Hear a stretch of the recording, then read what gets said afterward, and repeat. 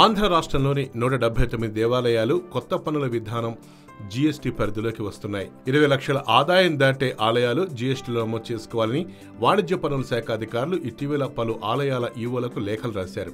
ఈ నేపథ్యంలో ఆలయాల ఆదాయంపై దేవాదాయ శాఖ వివరాలు సేకరిస్తోంది. రాష్ట్రంలో మొత్తం 23,834 ఆలయాలు ఉన్నాయి.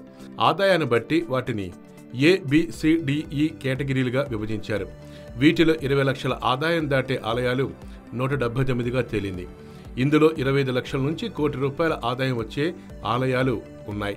ఆంధ్రప్రదేశ్లో 25 లక్షల నుంచి కోటి రూపాయల ఆదాయం వచ్చే ఆలయాలు 45, కోటి నుంచి 25 కోట్లు ఆదాయం వచ్చే ఆలయాలు 63, 25 కోట్ల ఆదాయం దాటే ఆలయాలు 7 ఉన్నాయి. మిగతావి 20 లక్షల నుంచి 25 లక్షల మధ్య ఆదాయం వచ్చే ఆలయాలుగా అధికారులు తెలిపారు.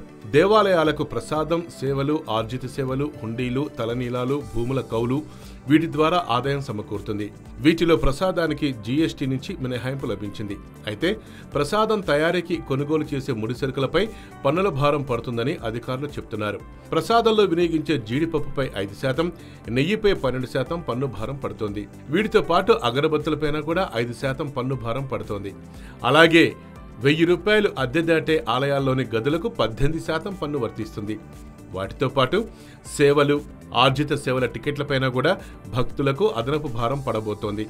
ఉదాహరణకు 3,000 రూపాయల టికెట్తో వ్రతం చేసుకుంటే దానిపై భక్తుడికి 540 రూపాయల భారం పడుతుందని ఆలయాల నిర్వాహకులు చెప్తున్నారు. అయితే ఇప్పటిదాకా ఆలయాలు జీఎస్టీలో నమోదు కాలేదు. గుళ్ల నిర్వాహకులకు జీఎస్టీపై అవగాహన కల్పించిన తర్వాత నమోదు చేయాలని అధికారులు భావిస్తున్నారు.